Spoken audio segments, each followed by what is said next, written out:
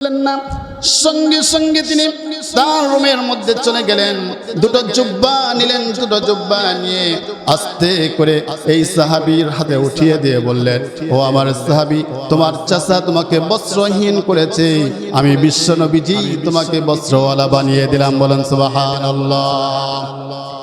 আমার বন্ধুগণ, বিশ্বনবীজি সাল্লাল্লাহু আলাইহি ওয়াসাল্লাম এই সাহাবীর দুটো হাত ধরলেন, দুটো হাত ধরে আকাশের দিকে উঁচু করলেন, উঁচু করে নবীজি আমার রবকে ডেকে বললেন, ও আমার মালিক, আমার আল্লাহ তাআলা আমার এই সাহাবী দ্বীন গ্রহণ করতে গিয়ে, ইসলামকে গ্রহণ করতে গিয়ে অনেক ত্যাগ স্বীকার করেছে, অনেক কষ্ট করেছে, ঘর ছেড়েছে, বাড়ি ছেড়েছে, এমনকি তাকে দেশ ত্যাগ করতে হয়েছে। আয় আল্লাহ তাআলা, আমি বিশ্বনবীজি তোমার কাছে দোয়া করলাম, আমার এই সাহাবী আব্দুল্লাহ রাদিয়াল্লাহু তাআলা আনহু রক্ত গোশত তার দেহটা সমস্ত কিছু কাফেরদের জন্য আমি হারাম করে দিলাম। বলেন আল্লাহু আকবার।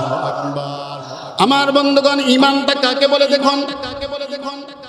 আব্দুল্লাহ রাদিয়াল্লাহু তাআলা আনহু নবীজিকে লক্ষ্য করে বললেন, ওগো নবীজি, আপনি কেমন দোয়া করলেন, আমি এই দোয়া তো আমি কখনো চাই নাই। আমার মনের বড় চাহিদা, আমার মনের বড় আকাঙ্ক্ষা, আমি জিহাদের ময়দানে যাব, কাফেরদের বিরুদ্ধে যুদ্ধ আমি করব। কাফেরগুলো আমার হাত কাটবে, আমার পা কাটবে, আমার নাক কাটবে, আমার চোখগুলো উঠিয়ে ফেলবে, আমার দেহটা খণ্ড বিখণ্ডিত করে দিবে। আমি এই দেহটা নিয়ে কিয়ামতের ময়দানে আল্লাহর দরবারে আমি হাজির হয়ে যাব। আমি যখন রবের সামনে দাঁড়িয়ে যাব, মালিক আমাকে জিজ্ঞেস করবে, ওগো আব্দুল্লাহ, তোমার এই অবস্থা কেন? আমি তখন মালিককে ডেকে বলবো, রব্বুল আলামিন, তোমার জমিনে তোমার দিনকে বিজয় করতে গিয়ে, তোমার জমিনে তোমার দিনকে প্রতিষ্ঠিত করতে গিয়ে কাফেরদের বিরুদ্ধে যুদ্ধ করেছি, জিহাদ করেছি, জিহাদ করতে গিয়ে কাফেরগুলো আমাকে এই অবস্থা করেছে। আল্লাহ রাব্বুল আলামিন আমাকে এই অবস্থা দেখে জান্নাতের ফয়সালা করে দেবে। বলেন সুবহানাল্লাহ। আমার বন্ধুগণ, বিশ্বনবীজি কি করলেন? বিশ্বনবীজি সাল্লাল্লাহু আলাইহি ওয়াসাল্লাম সাহাবীর মাথার উপরে হাত রাখলেন আর বললেন, ওগো আমার সাহাবী, তুমি যেই কথা বলেছো আমি তোমার প্রতি খুশি হয়ে গিয়েছি, তবে তোমার কাছে আমি দোয়া করলাম, তোমার জন্য দোয়া করে দিলাম, তোমার মৃত্যুটা যদি তোমার বিছানায় শুয়েও যদি হয়ে যায়, জিহাদের ময়দানে যদি শহীদ যদি তুমি না হও, স্বাভাবিক মৃত্যুবরণ যদি করো, আল্লাহ রাব্বুল আলামিন তোমাকে শহীদের মর্যাদা দান করে দিবে। বলেন সুবহানাল্লাহ। আমার বন্ধুগণ, সাহাবী আমার মসজিদ নববীর মধ্যে বসে বসে কোরআন তেলাওয়াত করেন।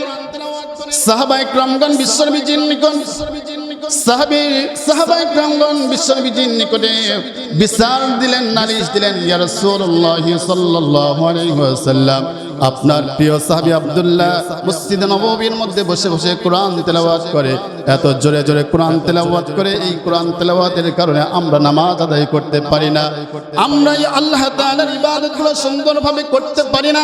নবীজি আমার সাহাবীদেরকে লক্ষ্য করে বললেন, ও আমার সাহাবীরা, তোমরা শোনো, আমার আব্দুল্লাহ ইসলাম গ্রহণ করতে গিয়ে, ঈমান গ্রহণ করতে গিয়ে বড় ত্যাগ করেছে, অনেক বড় কষ্ট করেছে। সে যেইভাবে কোরআন তেলাওয়াত করতে চাই তাকে কোরআন তেলাওয়াত করতে দাও, খবরদার তাকে কোরআন তেলাওয়াত করা থেকে বাধা তোমরা দিও না। বলেন আল্লাহু আকবার।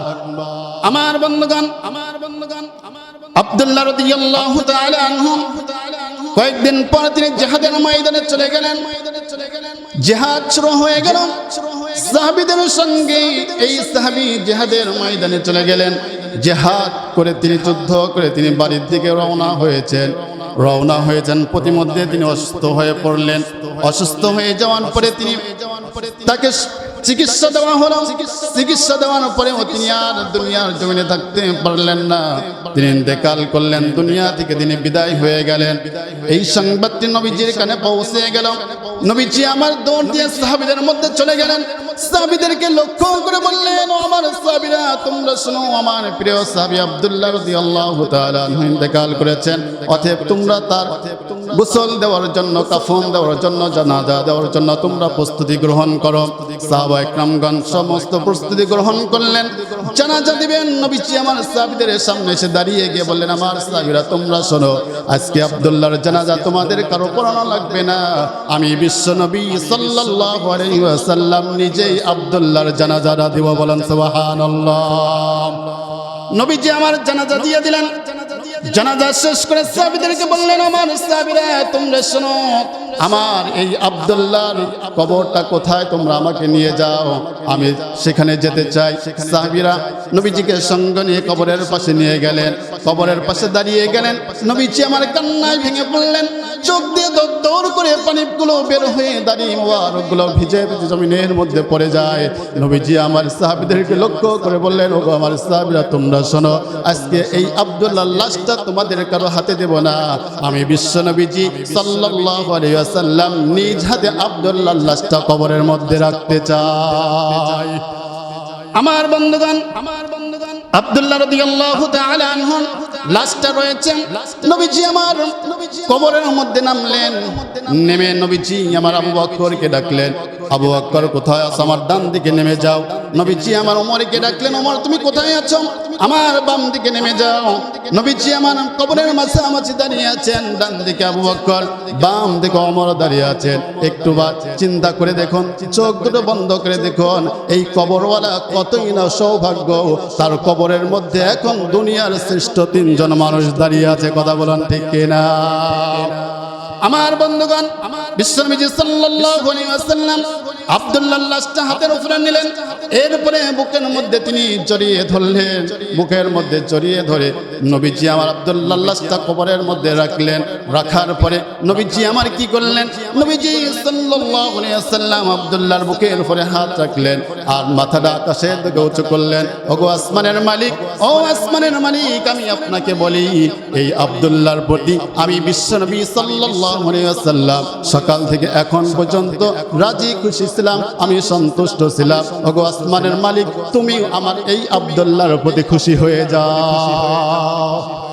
আমার বন্ধুগণ, বিশ্বনবী সাল্লাল্লাহু আলাইহি ওয়াসাল্লাম এইভাবে যখন দোয়াগুলো করতেছিলেন, সাহাবায়ে কেরামের মধ্যে কান্না রোল পড়ে গেল। সাহাবায়ে কেরামগণ কান্না করছেন। এর মধ্যে একজন সাহাবী সাদ বিন আবি ওয়াক্কাস রাদিয়াল্লাহু তাআলা আনহু চিৎকার দিয়ে উঠলেন। সাহাবায়ে কেরামগণ জিজ্ঞেস করলেন, ভাই তুমি চিৎকার দাও কেন?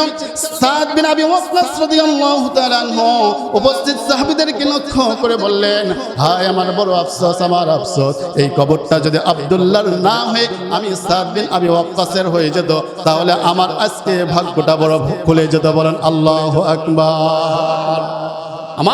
আমার বন্ধুগণ, ঈমানের উপর অবিচল থাকতে হলে, জান্নাত পেতে হলে, এই জান্নাত মামুর বাড়ি আবদার নয়, এই জান্নাত পেতে হলে এইভাবে ঘর ছাড়তে হতে হবে। প্রয়োজনে সম্পদ ছাড়তে লাগতে পারে। কথা বলুন ঠিক কিনা? আজকে আপনি জান্নাতে যাবেন আর দুনিয়াতে আপনি সুখে শান্তিতেও থাকবেন। আল্লাহর হুকুমগুলো পরিপূর্ণভাবে মানবেন না, এটা কখনো হবে? এইভাবে আমল করে কখনো জান্নাতে যাওয়া যাবে না। ইয়া আইয়ুহাল্লাযীনা আমানু দুখুলু ফিস সিলমি কাফা, হে ঈমানদারগণ, তোমরা পরিপূর্ণভাবে ইসলামের মধ্যে দাখিল হও, ইসলামের মধ্যে পরিপূর্ণভাবে দাখিল হয়ে যাও। সাহাবায়ে কেরামগণ এইভাবে ইসলামের মধ্যে পরিপূর্ণভাবে অন্তর্ভুক্ত হয়েছিল, দাখিল হয়ে গিয়েছিল, যার কারণে আমার নবী স্বয়ং তার প্রতি খুশি ছিলেন, আল্লাহ তাদের প্রতি খুশি হয়ে গিয়েছে। কথা বলুন ঠিক কিনা? সম্মানিত উপস্থিতি, এই আয়াতের ব্যাখ্যা এখন সামনের দিকে যেতে পারলাম না। সামনে আমি তাকিয়ে দেখছি সময় শেষ হয়ে গিয়েছে। আল্লাহ তাআলা যদি তৌফিক দান করেন, আগামী সপ্তাহে পরের অংশ থেকে কিছু কথা বলবো ইনশাআল্লাহ।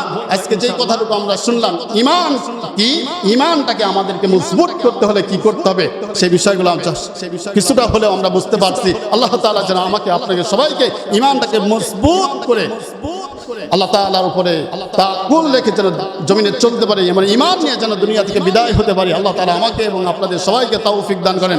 সকলে বলেন আমিন। ওয়া আখিরু দাওয়ানা আলহামদুলিল্লাহি রাব্বিল আলামিন। আসসালামু আলাইকুম।